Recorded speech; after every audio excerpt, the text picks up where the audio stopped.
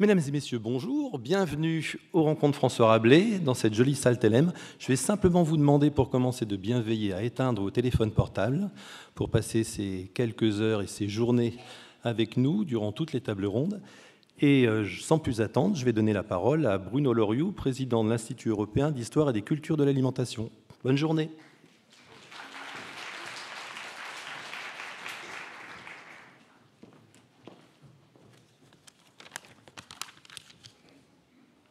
Bonjour à tous et à toutes. C'est un plaisir et une fierté pour moi d'ouvrir cette 19e édition des rencontres François Rabelais. Fierté d'abord de présider une institution qui chaque année réussit à attirer dans cet amphitélème une foule, on peut le dire, de professionnels des métiers de bouche, de chercheurs en sciences humaines et sociales, d'étudiants et de curieux tout simplement, et ceci autour d'une question sociétale touchant l'alimentation, la gastronomie, la cuisine. Après Gastronomie pour tous, fruits et légumes, les nouveaux rois de la cuisine, et l'année dernière, la cuisine a-t-elle un genre? Voici donc cette année au programme Médias et gastronomie, comment ça fonctionne. J'en profite pour vous dire que vous pouvez retrouver toutes les tables rondes en vidéo et podcast, toutes les tables rondes qui ont eu lieu depuis la première édition de cette manifestation, sur le site de la Villa Rabelais. Bravo donc à toute l'équipe de l'IUHCA, qui chaque année, sous la houlette de Francis Chevrier, son directeur, prépare et conduit cet événement unique qui est une pièce majeure de ce que nous appelons l'université ouverte des sciences gastronomiques. À la manœuvre, dans ces rencontres, il y a, comme chaque année, Kylian Stingel, qui vous a parlé à l'instant, mais peut-être plus encore pour cette édition dont le sujet, beaucoup le savent, lui tient beaucoup à cœur. Le plaisir, c'est celui que j'éprouve à retrouver chaque année de nombreux et studieux fidèles, rejoints par beaucoup de nouveaux aussi. Au rendez-vous de la fidélité, il y a nos partenaires, que je voudrais remercier chaleureusement. L'Université de Tours, représentée ici même par sa vice-présidente à la recherche, Emmanuelle Huvert, la ville de Tours, en la personne d'Alice Vanneroy, première adjointe en charge de la politique alimentaire et de la Cité de la gastronomie, Tours Métropole Val-de-Loire, la région Centre Val-de-Loire qui n'a cessé de nous soutenir, et je tiens ici à remercier Catherine Gay, conseillère régionale déléguée aux finances, d'être présente, et l'État, enfin, à travers les ministères de l'Éducation, de l'Enseignement supérieur et de la Culture, avec la DRAC. Toute notre gratitude va à Gilles Albou, qui, s'il n'est pas là, devrait arriver incessamment, recteur de l'Académie Orléans-Tours, pour sa présence parmi nous. Je voudrais aussi remercier tous ceux qui se sont dévoués, encore une fois, pour nous rendre, durant ces 2 jours, la vie agréable, confortable et même délicieuse. Les maîtres et les élèves du lycée Baillet, de la Cité des formations, du lycée Clouet, ainsi que les apprentis boulangers compagnons du Devoir. Et enfin, l'Institut de Touraine qui a bien voulu nous ouvrir ses salles pour les ateliers. Rassurez-vous, je vous épargnerai de longs discours sur les médias et la gastronomie. Du reste, qui pourrait nous en parler mieux que celui qui a accepté de parrainer cette 19e édition des rencontres François Rabelais? Je veux parler d'un autre François, François-Régis Caudry, homme de parole, comme décrit, maniant avec maestria les images et les sons, et sachant allier le savoir au plaisir. Il y a quelques années, nous avons eu le plaisir de te décerner le prix François Rabelais. Aujourd'hui, tu nous fais l'amitié de présider ces 19e rencontres. Au nom de nous tous, je remercie chaleureusement François-Régis Caudry et vous demande de l'applaudir.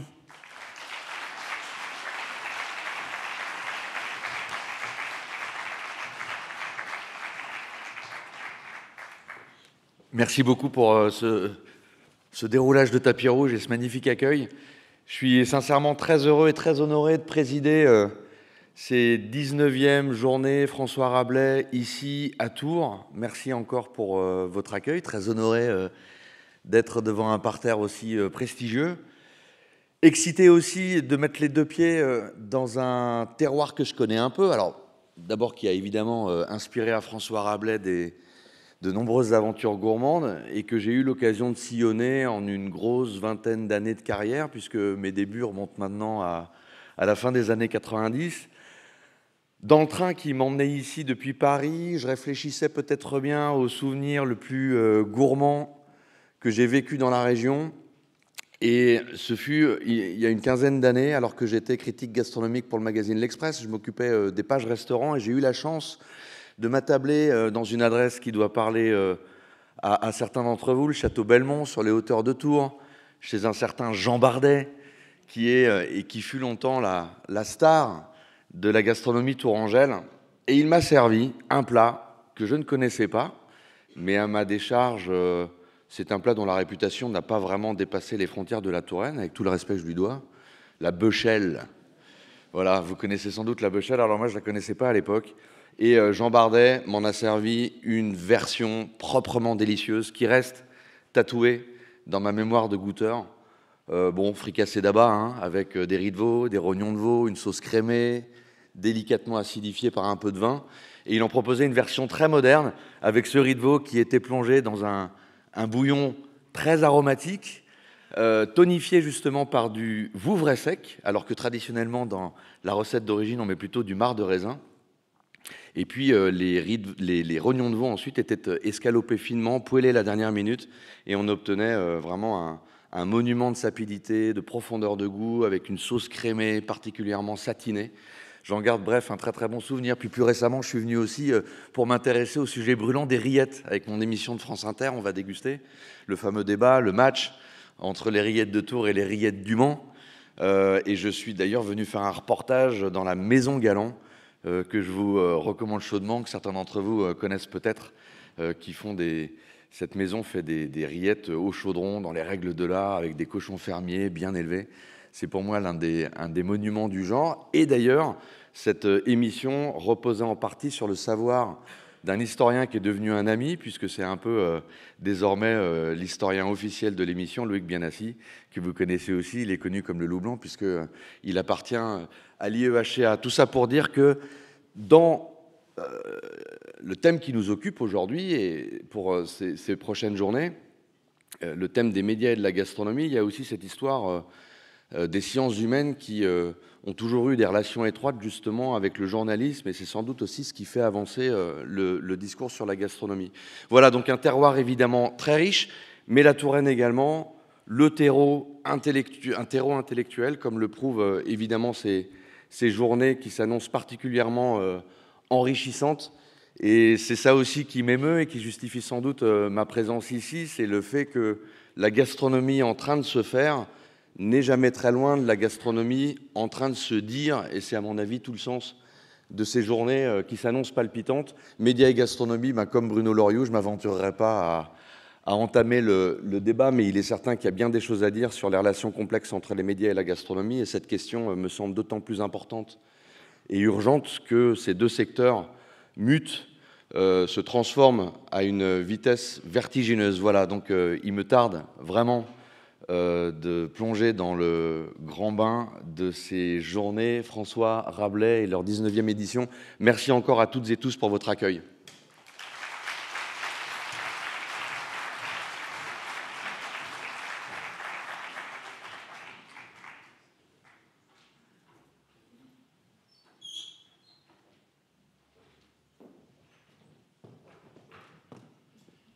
Je vous invite à accueillir Emmanuelle Huvert, vice-présidente de l'Université de Tours.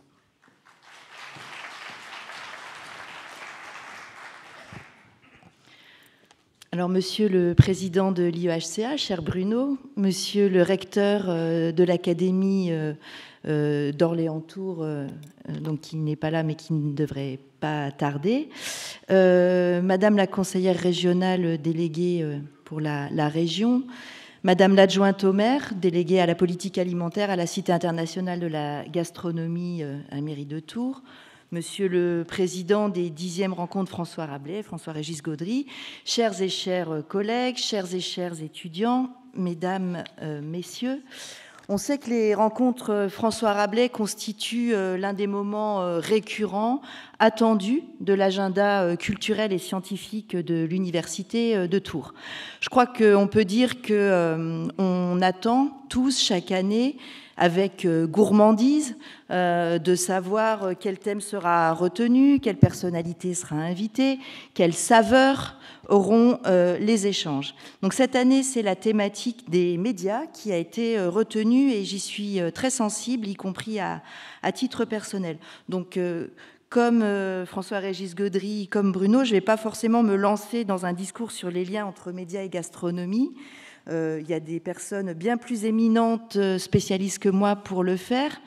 Je voudrais quand même dire quelques mots et ce que m'a inspiré la thématique, notamment parce qu'on sait que la gastronomie, ou plus largement la cuisine, le fait alimentaire, est depuis longtemps un sujet hautement cinématographique, pour commencer, puisque chacun ou chacune a en tête son panthéon personnel de films ou de scènes d'anthologie où la cuisine est une affaire de plaisir, de jouissance, mais aussi parfois d'outrance ou de transgression.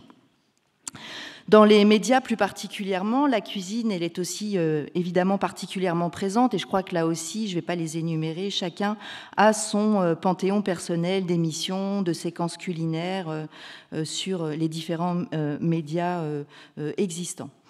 Comme le disait François-Régis Gaudry, c'est un domaine qui actuellement se transforme énormément et en entrant dans l'ère des réseaux sociaux, la cuisine c'est aussi devenu, je dirais, une instance ou une entité hautement, non pas cinématographique, mais instagrammable. Avec des posts Instagram de la dernière recette que l'on a pu réaliser, postés avec force, filtre et emoji, mais aussi Instagram de ce que l'on mange ou de ce que l'on déguste. Et à ce titre, j'ai largement pensé à la thématique d'aujourd'hui. Il y a encore quelques jours où j'étais dans un restaurant indonésien et où ma voisine de table prenait tous ses plats en photo, en tenant d'un côté son téléphone pour prendre la photo, de l'autre un autre truc qui ressemblait à un téléphone mais qui était manifestement pour éclairer la scène, et son compagnon qui remuait le petit dôme de riz pour laisser télégéniquement s'en échapper la vapeur. Alors, c'est peut-être un peu vieux jeu de ma part, je ne sais pas, mais je me demande tout de même où alors est la convivialité, le plaisir du partage de l'instant avec nos commensaux, la possibilité même de la fugacité qui permet au souvenir du plaisir ressenti de s'épanouir dans toute sa subjectivité. Et c'est peut-être que finalement la cuisine, comme nombre de phénomènes sociaux, est aussi, et je pense que c'est ça qui sera discuté aujourd'hui, un miroir de notre société, et les médias, c'est en même temps le reflet de ce phénomène, mais aussi un moyen d'en traiter, un moyen d'analyser le phénomène, comme d'une autre manière, la recherche est aussi un moyen de traiter, de comprendre, d'analyser ce phénomène. Alors on peut s'interroger sur ce qui explique à l'heure actuelle la multiplication des émissions culinaires, ou encore la multiplication sur les plateformes de séries biographiques sur les grands chefs, qui sont souvent très instructives, mais aussi parfois très hagiographiques, ou encore la multiplication justement de ces chaînes YouTube, de ces comptes Instagram dédiés, où la cuisine devient peut-être finalement plutôt un contenu, une mise en scène, un petit dôme de riz où la vapeur s'échappe artistiquement. On peut se dire que ça peut répondre à une visée, et c'est le cas, je crois, d'éducation, de transmission, de finalement ce que serait une bonne cuisine, une cuisine saine, une cuisine éthique, une cuisine responsable. Cela peut répondre aussi à la visée d'arracher les personnes à un air du temps quelque peu anxiogène, un côté feel good, comme on dit, qui est rassurant et d'où nous avons toutes et tous aussi, je crois, besoin. Mais enfin, on peut se dire aussi que ça peut renvoyer à une forme de dépolitisation, parfois, pour les chaînes, les diffuseurs, un moyen de ne pas créer de débat, un moyen de ne pas prendre le risque à un moment où le journalisme d'investigation coûte cher, est incertain et suppose d'assumer de mettre la plume dans la plaie, pour reprendre la célèbre formule d'Albert Londres. Donc, je suis bien déçue pour ma part de ne pas pouvoir assister à ces 2 jours. J'aurais vraiment préféré être parmi vous. Je suis prise par des obligations bien moins passionnantes à base de tableaux Excel et de contrats d'objectifs, de moyens et de performance. Monsieur le recteur comprendra bien de quoi il est question. Mais en tout cas, au vu du programme, au vu des intitulés, au vu aussi de l'introduction qu'ont faite François-Régis Gaudry et puis Bruno, je crois qu'il sera bien aussi question de ces éléments et c'est quelque chose dont je me réjouis. Donc c'est pourquoi je suis très heureuse, vraiment très heureuse, sincèrement, au nom de l'Université de Tours, de vous accueillir ici, dans cette belle salle Télème, récemment rénovée pour ces rencontres François Rabelais. Je veux dire encore quelques mots sur ces rencontres, parce que Bruno a été assez modeste sur sa manière de les présenter.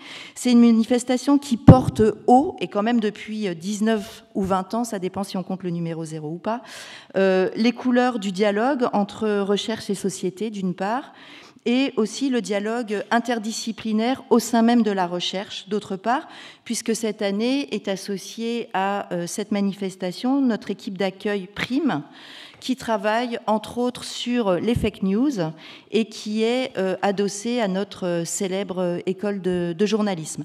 Donc je remercie les organisateurs, les organisatrices de cette manifestation de faire vivre justement ce dialogue et cette interdisciplinarité au sein de notre établissement et comme on peut le voir aujourd'hui, vu le monde rassemblé bien au-delà de notre établissement. Je remercie les participantes et les participants aux tables rondes de faire vivre cette réflexion, ce débat.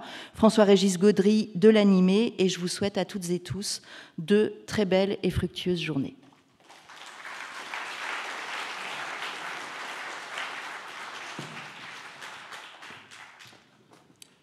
Madame Alice Vanneroy, adjointe au maire de la ville de Tours.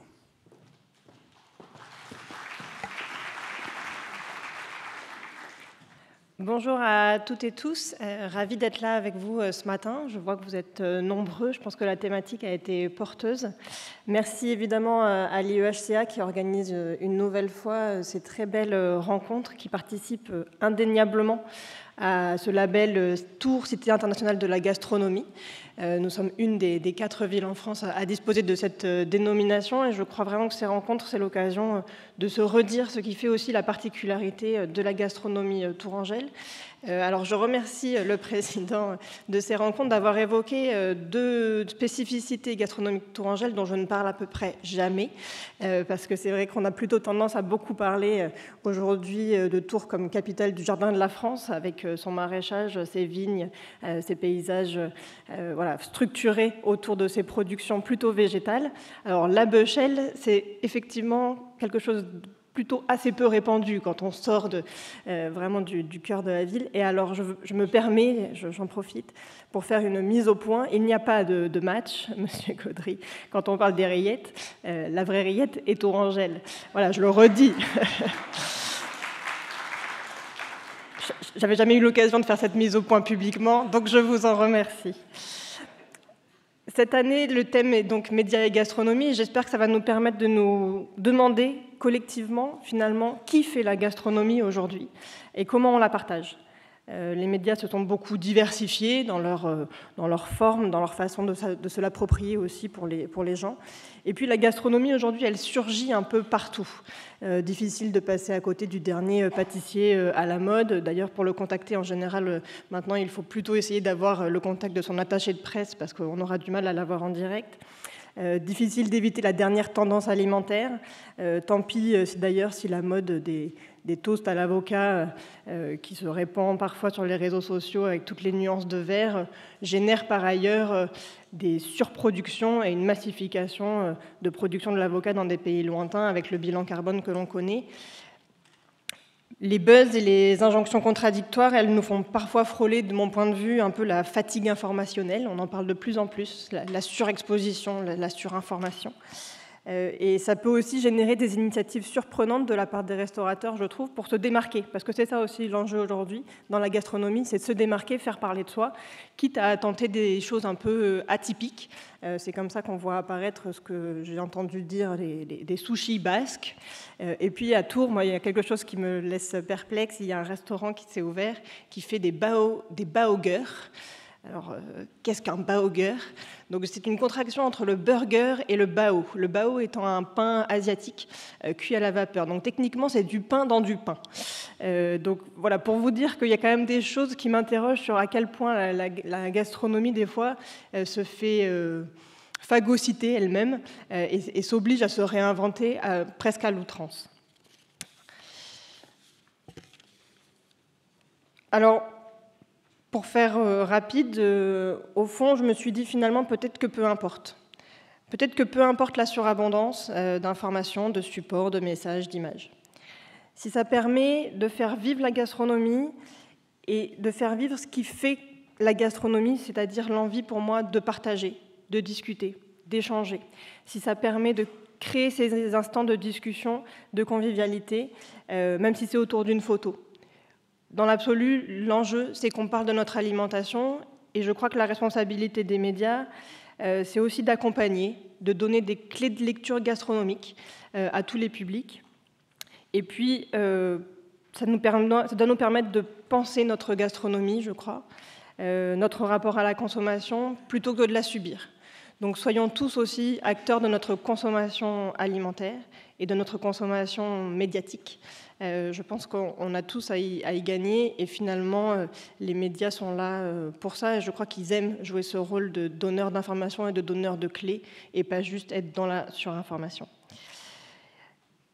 Hier, comme aujourd'hui et probablement demain, les médias ont fait la gastronomie et la gastronomie fait les médias. Voilà, ça fait partie du champ aujourd'hui gastronomique et je crois que c'est plutôt une bonne chose. Vu la diversité des médias qu'on va avoir sur ces 2 jours, on aura l'occasion de creuser tout ça en détail. Je vous remercie pour l'organisation, je remercie les partenaires, la région, l'université. On travaille très bien ensemble sur ce projet de rencontre François Rabelais et au-delà de ça sur la Cité de la gastronomie de Tours. Donc un grand merci et un merci spécial à toute l'équipe de l'IEHCA que j'ai toujours plaisir à retrouver en tribune ou ailleurs. Très bonne édition 2019, très bonne 19e édition, pardon, et j'ai hâte d'être là l'année prochaine pour la 20e.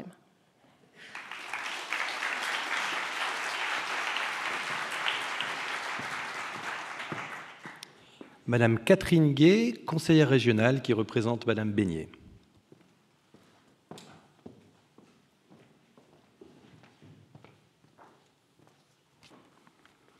Monsieur le recteur, Madame la vice-présidente de l'université, Madame la maire adjointe, Monsieur le président de l'IEHCA, cher Bruno Loriou, Monsieur Gaudry, je suis très heureuse et très honorée de participer à cette ouverture des 19e rencontres François Rabelais.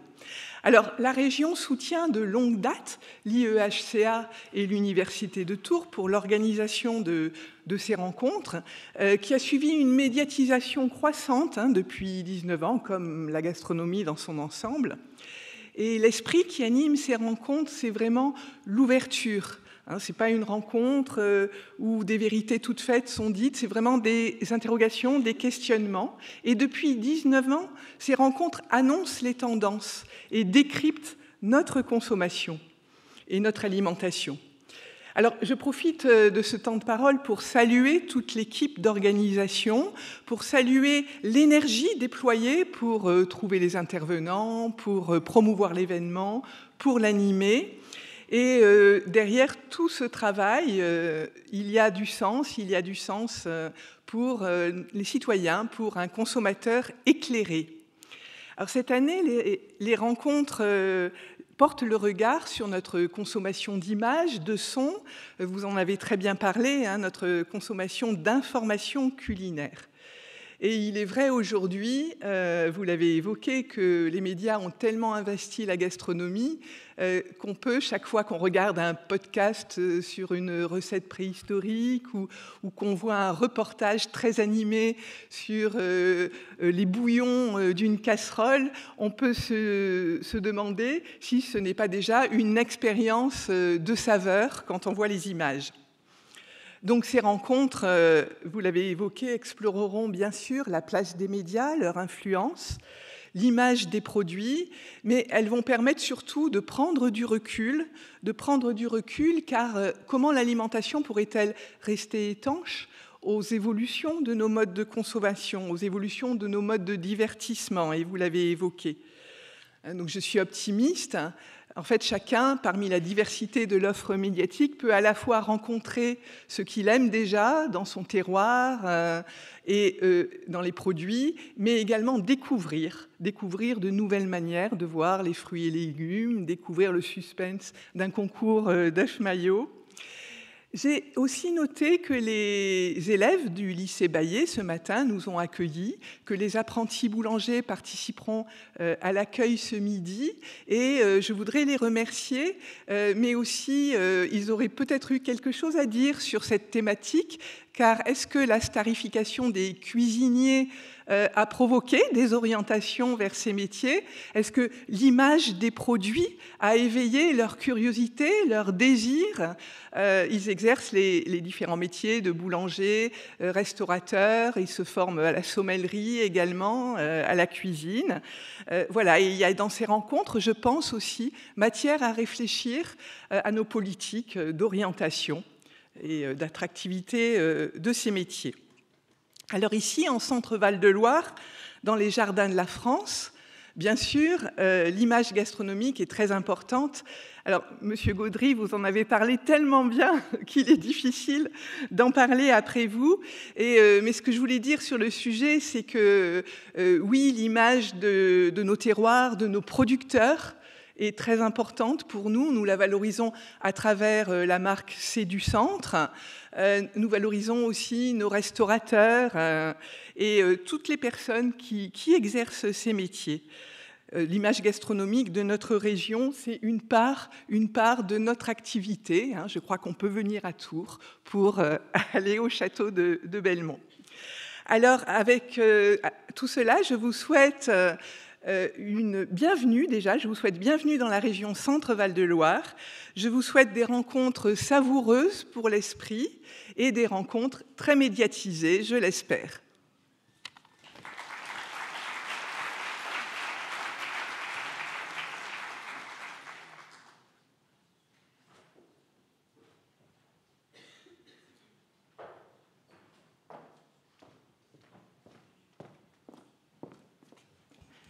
Alors, j'ai plaisir à inviter M. Gilles Albou, recteur de l'Académie d'Orléans-Tours, chancelier des universités aussi, qui vient pour la première fois, mais peut-être pas la dernière, j'espère, à ces rencontres François Rabelais. Merci de votre présence.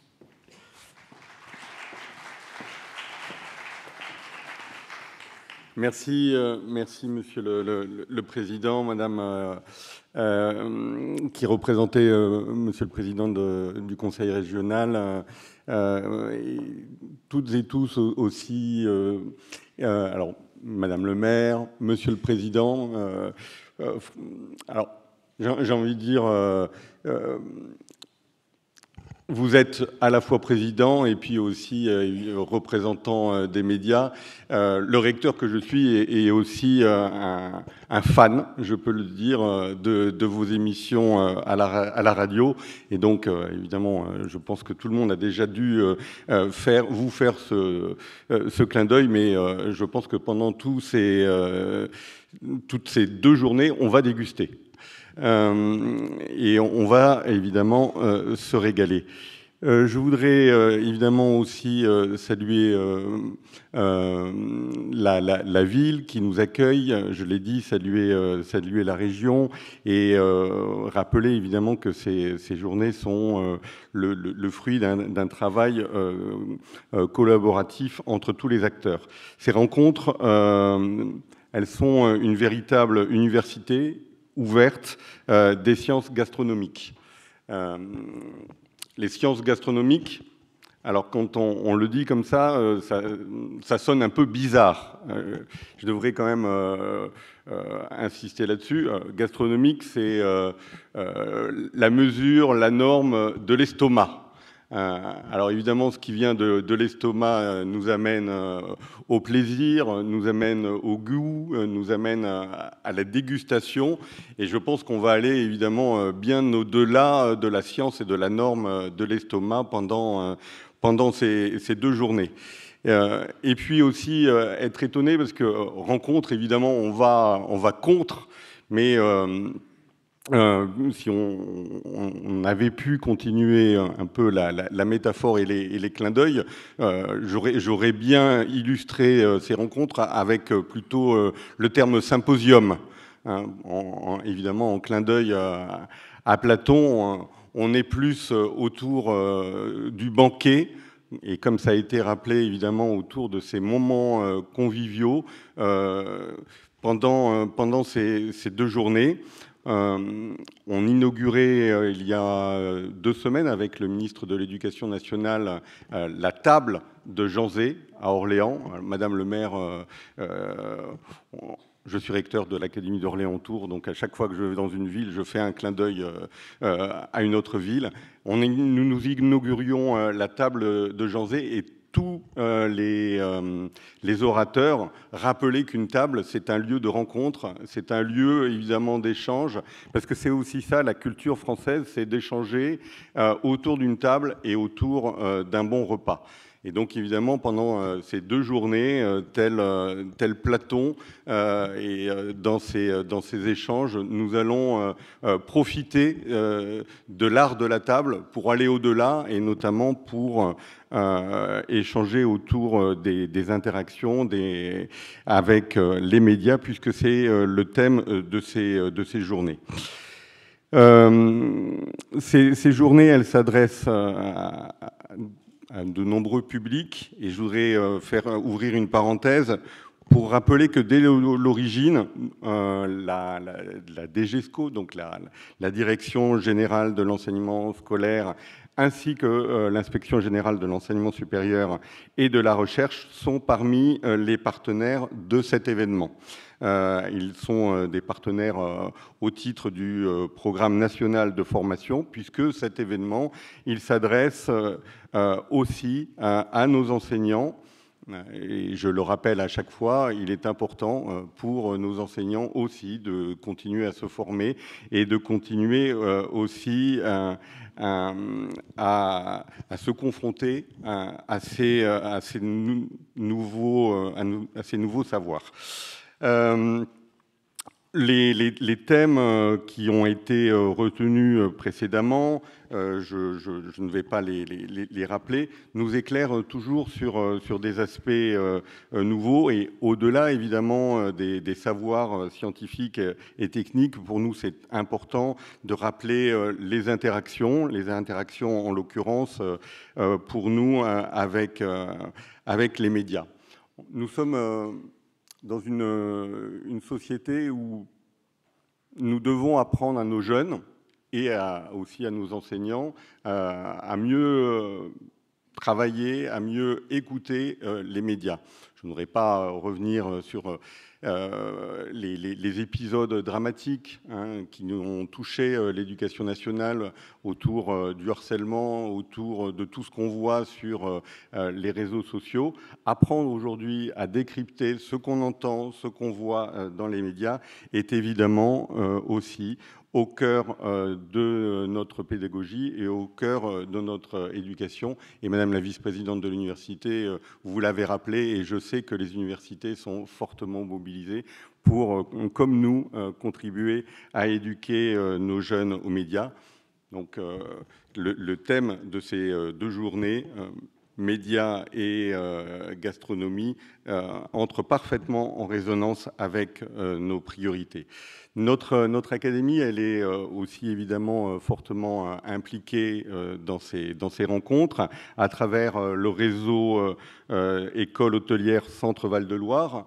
Madame la Présidente, vous l'avez rappelé, un magnifique réseau de 8 lycées publics, réseau portant les métiers de l'hôtellerie et de la restauration, et à travers ce réseau, le campus des métiers et qualifications PATMAT pour patrimoine, métiers de l'art et du tourisme, vous le rappeliez, nous sommes dans une région qui sait accueillir et évidemment nous formons des jeunes pour mieux accueillir le public toujours plus nombreux qui vient dans cette région.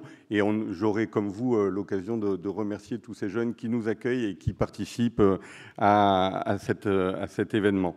Évidemment, donc, ce réseau est partie prenante de l'animation des tables rondes et dans l'organisation de ces journées. L'organisation de ces journées, j'en ai dit 2 mots, et peut-être citer l'ensemble de ces des établissements, le lycée Jean Guéhenno de Saint-Amand, le lycée Jacques Coeur de Bourges, le lycée hôtelier d'Orléans, le LHO d'Orléans, le lycée Albert Baillet de Tours, et dont les élèves cuisine et services sont présents aujourd'hui.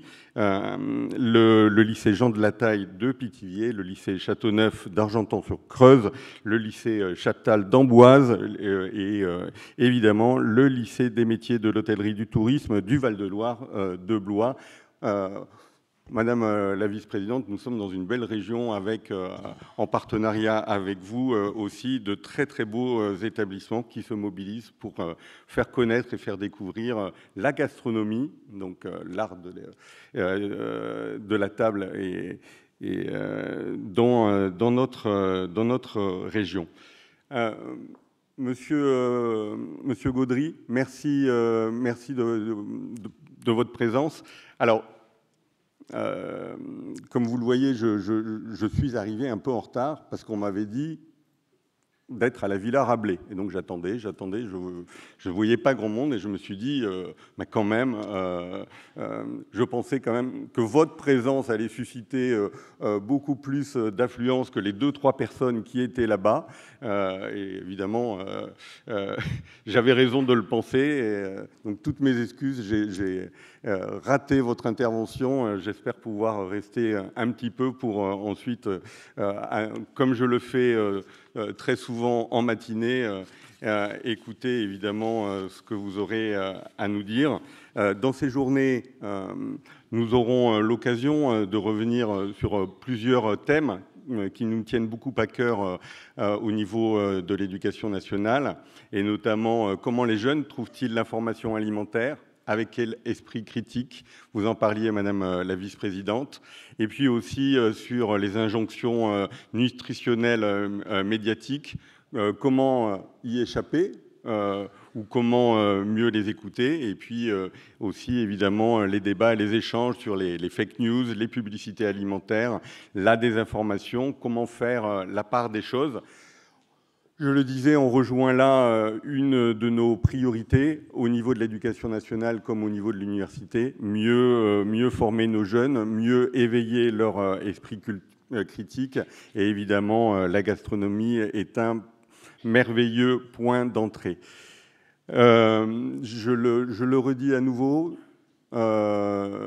ces rencontres sont le fruit d'un partenariat. Alors comme j'ai le plaisir de parler en dernier, je peux remercier tous les partenaires, la région, la préfecture de région, l'université de Tours, toujours mobilisée. Madame la vice-présidente, je sais que on vous harcèle sur la rédaction de votre contrat d'objectifs, de moyens et de performance, mais je le rappelle, puisqu'on a ici un public nombreux, nous avons la chance ici en Touraine d'avoir une université qui brille, qui vient d'être lauréat d'un prix, d'un appel à manifestation d'intérêt dans le cadre des programmes France 2030, Excellence avec le projet Loire-Valels, dont vous pouvez être fiers, juste avant un projet PUI, et évidemment avec des événements comme aujourd'hui, vous faites rayonner la région, vous faites rayonner l'enseignement supérieur. Un grand merci.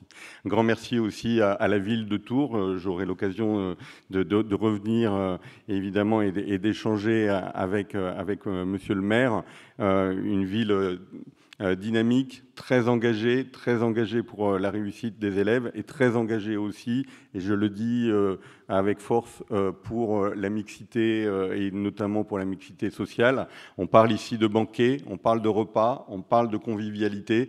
C'est important aussi pour moi de rappeler que le repas, l'art de la table, c'est aussi, je l'ai dit lors d'une autre rencontre, c'est souvent la gastronomie française, l'art d'accommoder les restes et de faire de peu des mets merveilleux. Et n'oublions pas évidemment que nous avons besoin de tout le monde, de rassembler tout le monde autour de la table pour faire société. Merci Madame le maire pour tout ce qui se fait ici à Tours et dans la métropole de Tours. Merci aussi évidemment à l'IEH CA, l'Institut européen pour l'histoire et la culture de l'alimentation. C'est la deuxième fois que je viens ici. Ce ne sera pas la dernière. Évidemment, là aussi, de très très belles choses s'y font, et notamment aussi en lien avec la Cité internationale de la gastronomie, que je remercie. J'ai parlé de la Direction générale de l'enseignement scolaire, de l'inspection générale, et évidemment de tous les enseignants et enseignantes de l'académie qui nous accompagnent. Et il n'y a pas de rencontre, François a rappelé, sans un moment de partage et de convivialité. Dans ces lieux, chaque année, un cocktail déjeunatoire est servi et co-construit par les différents acteurs de la formation du territoire en lien avec la thématique. Et donc, je voudrais remercier les équipes et les apprenants qui travaillent autour du développement durable, autour des circuits courts et en lien avec les producteurs locaux pour co-construire ce repas. Et donc, un grand merci aux élèves de CAP, de cuisine et services du lycée des métiers Albert Baillet, que j'ai cité tout à l'heure, les élèves des métiers de l'accueil du lycée François Clouet, qui vous ont accueilli à l'entrée, les apprentis cuisine et services de la cité des formations de Tours, les apprentis des CAP boulangers et compagnons du devoir, ainsi évidemment que tous leurs professeurs, formateurs et chefs d'établissement qui sont présents.